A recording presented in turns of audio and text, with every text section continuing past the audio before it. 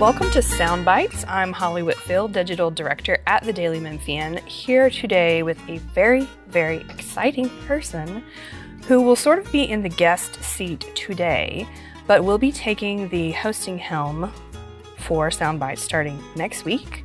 This week, we're introducing the new food and restaurant writer for the Daily Memphian, Jennifer Chandler. Hi, Jennifer. Welcome. Hi, Holly. Thanks for having me today. This is very exciting. It really, really is. I'm just so happy that you're here, that you're going to be joining us and covering all the good things to eat in Memphis, things to cook. How are you? Yesterday was your very first day at the Daily Memphian. Yes. How did it go? This was day 2. The first day went very, very well. I woke up in the morning and I had a story waiting for me to write about Memphis Made Brewing Company and how they'll be consolidating to all of their facilities into their new Edge District brewery and tap room later this summer.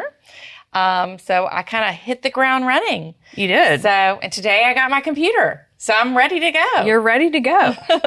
So if you're listening for the first time, maybe you're getting started since Jennifer's with us now, or if you've heard us a bunch of times, I'll just remind you again that Sound Bites is the Daily Memphian's weekly food, drink, and dining podcast. You can tune in on WYXR Radio every Thursday at 11 a.m.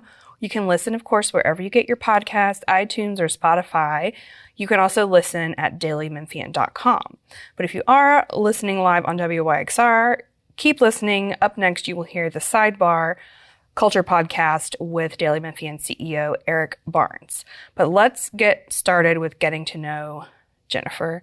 Jennifer, one thing that really impresses me about your background is that you have studied food, experienced food, talked about food from all the different angles. You are a trained chef.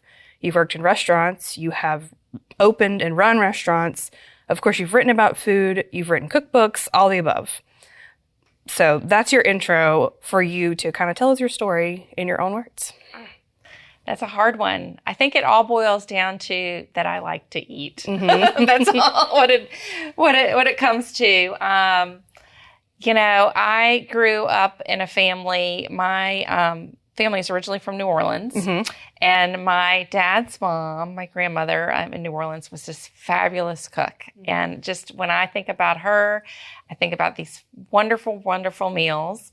And when I went off to college, and all of a sudden I was eating cafeteria food mm-hmm. that was a little lackluster. Mm-hmm. And then when I got my first apartment, I was like, I need to up my game. And I would call my grandmother, and she would handwrite. She had this most beautiful, elegant script, and she would handwrite these recipes, and she would mail them to me. And I would try to cook her food in my little tiny apartment. And that's where I got the bug mm-hmm. for cooking. And it didn't stop there, to the fact that after I graduated from college, I was not happy with my job in finance, which I know sounds crazy that now I'm all into food, and I was a finance major in college. I guess all the math was good for measuring. There you go. Ingredients. I found myself not happy at work, and someone said, you talk about food. At the time, also, I was really involved, like in college, in special events. I was the girl that ran in the student government that ran Homecoming and Fall Fest and Spring Fest.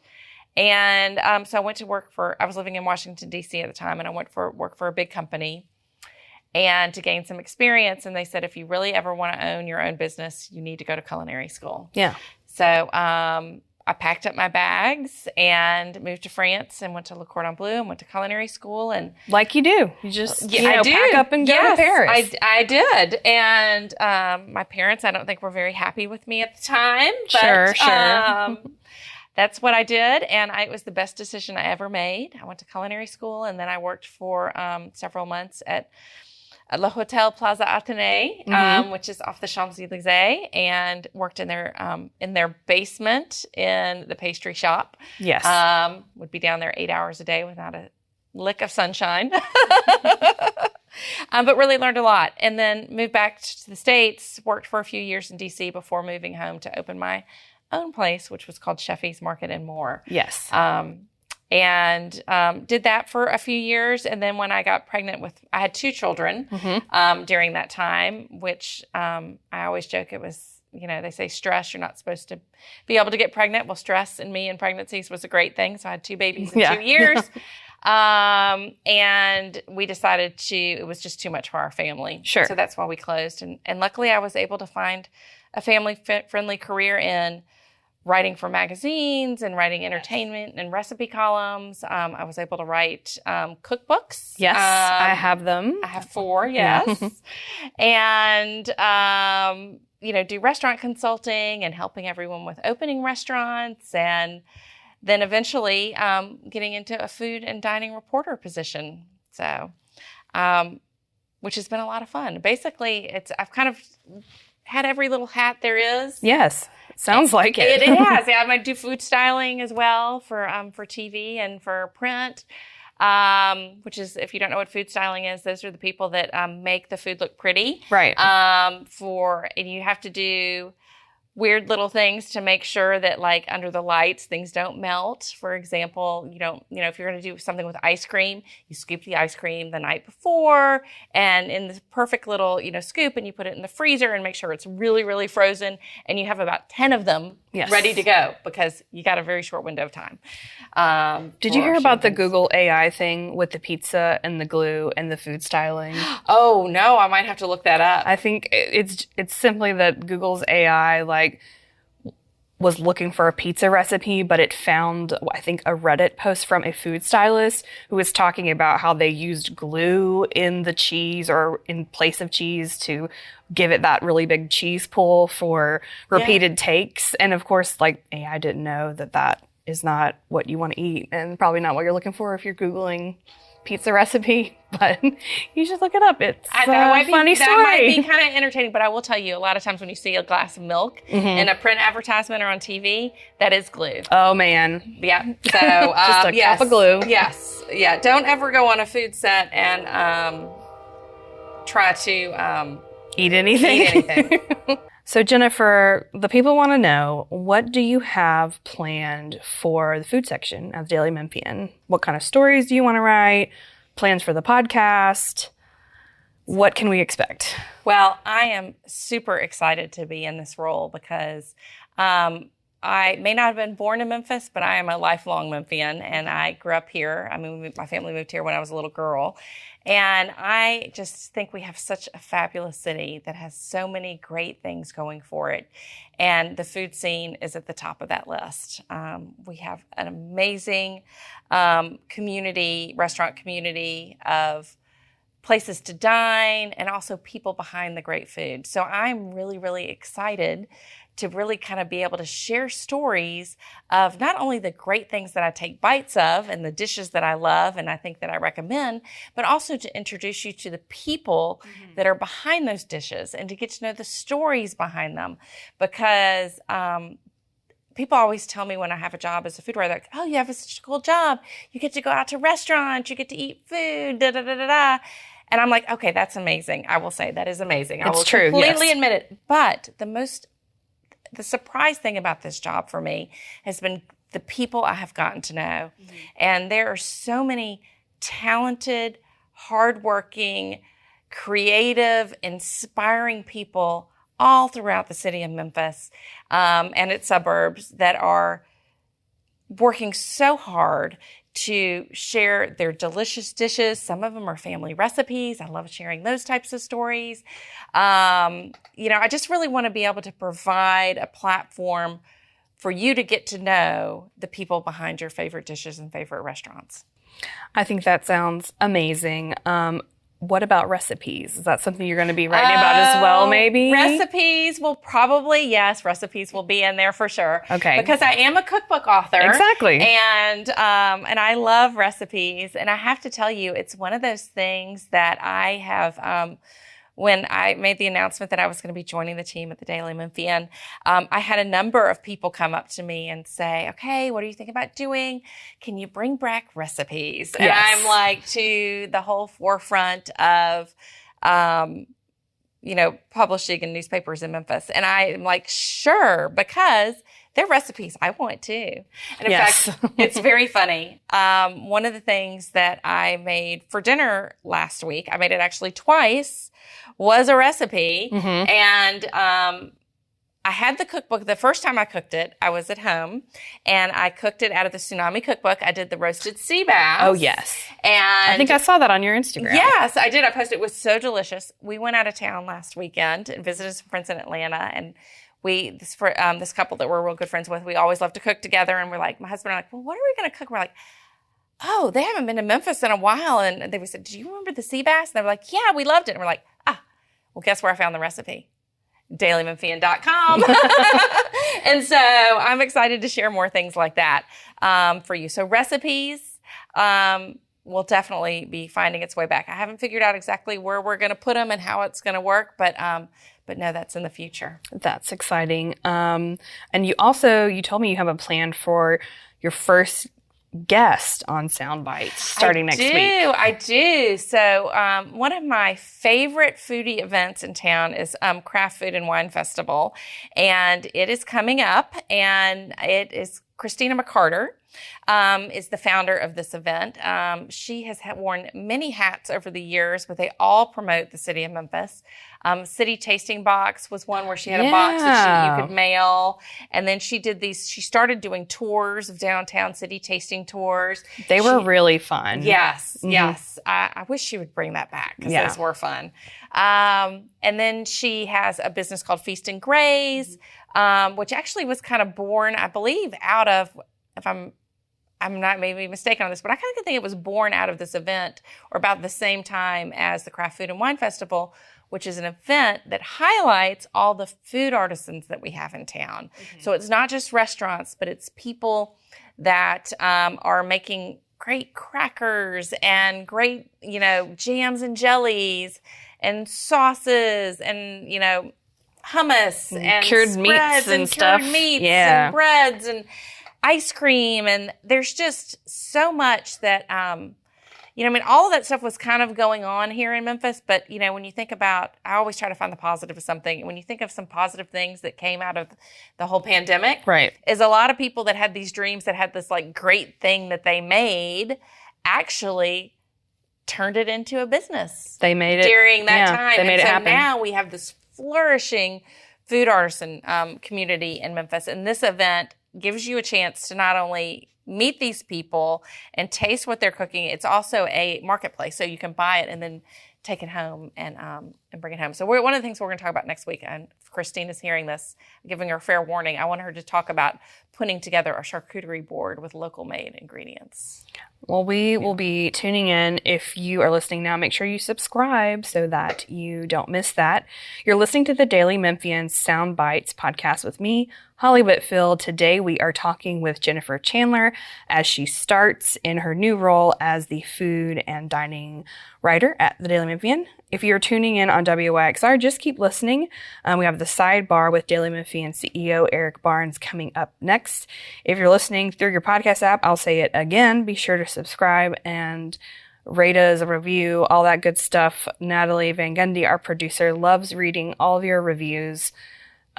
She prints them out, uses them to make patterns for embroidery and embroiders them on pillows. I wallpaper all my bedrooms with it. Yes, all her bedrooms are just full of y'all's praises and your critiques. So be sure to leave those reviews. I am definitely joking about the pillows. I am not joking about the reviews. Please leave those. So, Jennifer, I wanted to bring up some rapid fire questions is what I was calling them. And we had our Daily Memphian staffers on. We had a 3-part series on Sound Bites where I was just going through asking people quick questions, kind of catching them off guard a little bit to see what people's Memphis food hot takes are. And by hot takes, I just mean like, maybe it's an unpopular opinion. Maybe it's something a little edgy that you want to share or that you wouldn't normally share unless you were asked specifically. Maybe it's a complaint that you have, a hot take, just something interesting and spicy. So, and then we have some other questions. People can kind of get to know you, your food preferences, your thoughts on the Memphis food scene a little bit more. So if you're ready. I think I'm ready. Okay. Oh, this is nerve-wracking. I'm raising the stakes. What is your Memphis food hot take? My Memphis food hot take. Memphis is a city and its food scene does not get the credit it deserves. every year I kind of pay attention to national awards and places that are recommended. And when I travel, I check them out. And I had a daughter living in Nashville last year. And I went and checked out some restaurants that were considered, award winners in different various categories and getting all this hype. And you know what? I was disappointed. No. Yeah, I was like, that's not as good. Like, there's a restaurant, and I'm not going to say the name, but there's a restaurant in Nashville that gets a lot of hype. I swear it is so similar to Hog and Hominy that it is unbelievable. Like, even like some of the dishes are like similar, the way they are made or the way they're described. I think Hog and Hominy came first, to be honest with you. Yeah. And, but around the same time, but this one has gotten national accolades and such. And I went, and my daughter and her friends were with us, and everyone was from Memphis, and everyone at the table goes, oh my God, this is eerily like Hog and Hominy, and it is so not near as good. Like, everyone was all excited to get there. It was a hard reservation. Yeah. And we're like, oh my God, the one in Memphis is so much better. And literally, that has been over and over and over again when I have gone to our neighboring city, which is a great city, but I wish that Memphis would get some, and that's one of my goals. I'm going to keep plugging along, sharing stories, because Memphis does not get the national recognition it should. Our barbecue is amazing. Amazing, amazing, amazing. Our soul food is amazing, amazing, amazing, but there is so much more to our food scene here in Memphis. I have to say I am with you on that Memphis food hot take. Totally agree. That's a spicy take. It's real spicy. It's like hot chicken spicy level, if you know what I mean. What a day. Yes. Okay, switching gears. What is your favorite meal and why? Now, this could be like the actual dish, but I was kind of thinking like, are you a breakfast girl? You love a lunch? Dinner is where you shine? Do you have a favorite? So, I will admit I am not a morning person. Okay. So the funny thing that you say that is because my husband, I think in his next life, he wants to open a breakfast restaurant because he gets up like hours before me. It's his favorite meal of the day. It's a side benefit of that. For me, he gets up, he goes to the gym, he comes home, and usually I wake up to an omelet or something like that he's made for me. So I have a side benefit to that. But yes, so breakfast is not, you don't ever ask me to a 7 a.m. breakfast meeting. It will not happen. So I would probably say I love a good lunch. Because the fare tends to be lighter and you don't feel like you need a nap afterwards. But then a good dinner party when you have a glass of wine and giggle with your friends. I didn't really answer that question. I narrowed it down for 2, but yeah, I like kind of all types of meals. And for me, the best meals are ones when you're with somebody that you're really enjoying their company. Makes the food taste better. It does make the food taste better. Okay, so speaking of great meal, we usually on Soundbites do kind of like a shout out of a restaurant or a dish or something that we've had in the last week or so. Do you have a shout out for a great meal you've had dining out in Memphis? Memphis area. Out in Memphis area in the past week. We went to Andrew Michael with some friends. We're from out of town, and we took them to Andrew Michael about a week ago, and just always had a great meal in there. And I don't know if I should say this. I always ask to sit in the bar area. I love the booths in their bar area. Me too. It's like my favorite because you almost feel like you're in the action, but you're like away from the action. I can't believe I just said that because now I'm not going to be able to get a table there. Bummer. I bet they'll make it work for you. I bet they will. But Andrew Michael is always a good one to take people. We find one, we really enjoy it. My husband and I have been eating there since it opened. And this is the original Andrew Michael Italian kitchen that's on Brookhaven Circle. And we just love their pastas. So, sometimes Paul and I'll go there, sit in the bar and just have a salad and the Mitsakanza salad and each have a bowl of pasta, and it's a perfect dinner. But it's also fun to take for friends because it shows the creativity that we've got going on in Memphis about someone taking their roots, their Italian fare, but tying it in with Southern ingredients. And that's, as I said, that kind of creativity is not just there, it's throughout the city of Memphis in restaurants and seeing people really take something that is something they was ingrained from their family or their history or something they experienced, and then tying it in here to the South and to the Memphis area. I love that. I also like their patio, and they have like a fireplace outside. So I like the patio at Andrew Michael. Well, we were sitting there. It's so funny. We were sitting there, and it was a rainy night, but we could see in the back, and they had all these trees. Yeah. And I've never, but there were plums. We're like, what is the fruit out there? I wish I had gone and gotten a plum. Well, so we're really I don't know close. if they're still there. So if you happen to go this weekend, maybe go steal a plum off the tree. Yeah, we're really close to them, like in our geographic location right now. So I won't tell anybody if you come back from a walk with some plums. That would be funny. So that's someplace we've eaten recently out to dinner. So okay, similar question, and maybe you can expand it to this spring if you want. But a memorable meal that you've made or helped make at home or at a friend's home. You talked about the tsunami sea bass from the Tsunami cookbook that you made with friends in Atlanta, but what's something else? Oh, well, it's summertime, and so we grill a lot in the summer. And this is actually one of my recipes that I have I do a marinade for a flank steak. Mm-hmm. And it's become my kind of go-to because you can get a great flank steak in so many different places, but I've really enjoyed recently Buster's Butcher. Yes, and so good. Yes, and they have some from farms around the area, and I recently got a flank steak from there. It's a little more expensive, but you could tell a difference. It was worth it. It was worth it. Yeah. But I marinated in soy sauce and a little white wine vinegar. There is a lot of ginger, a little garlic. I put in some scallions and a lot of lime juice. And I grilled that. And then what I do is I go to the farmer's market and I see what's fresh and what's in season. And I grab some vegetables and make a whole bunch of, different side vegetables. So you can slice the flank steak up, which is a relatively inexpensive cut of beef, because beef can be very expensive these days, but it's super flavorful with the marinade. And then if you just do a whole bunch of different vegetables, whether it's just, one of my favorites, which hopefully will be coming up soon, is the tomato season. You just thinly slice Ripley tomatoes. Yes. Oh my gosh, so good.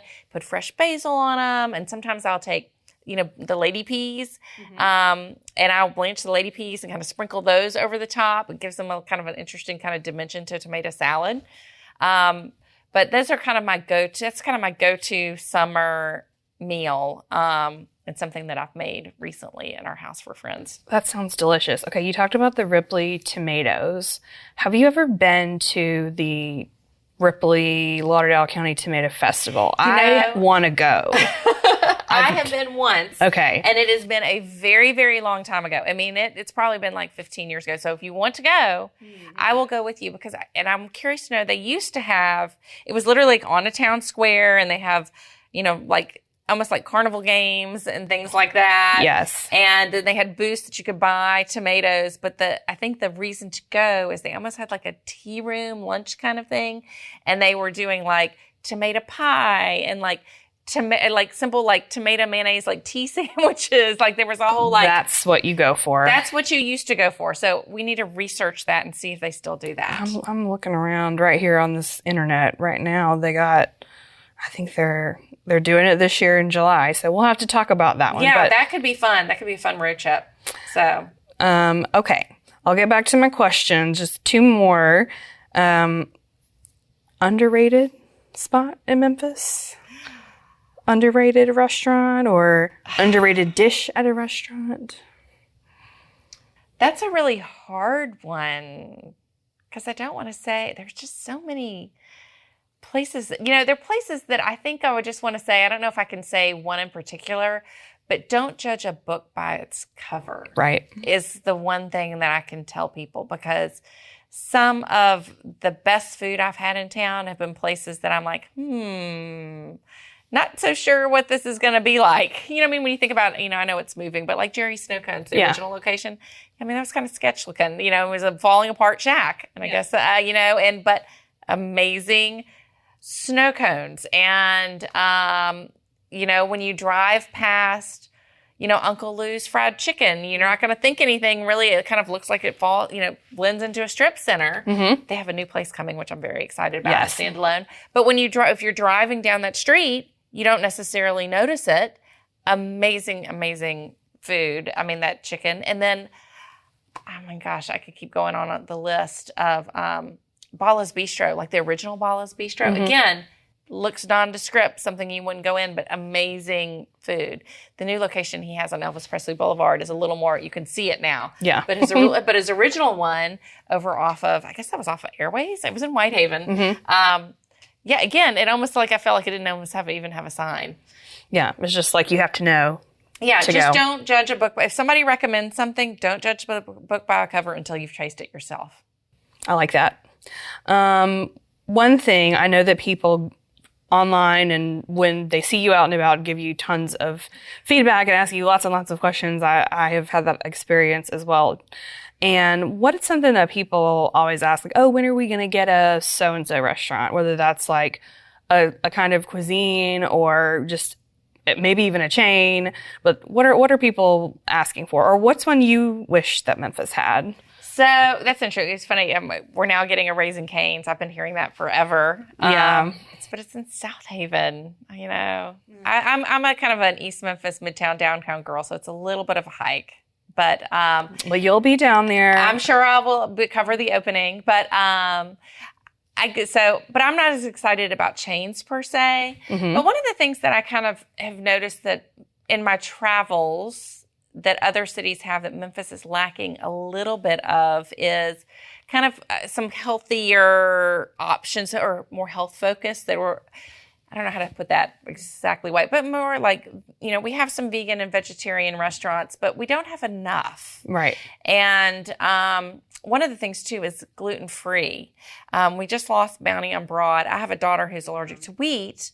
So she really has to watch what she eats. And there are gluten-free options at places, but it was nice to have a place where everything you could have. I really wish we had a dedicated gluten-free bakery. We have Jacques Louise Bakery, which does its order.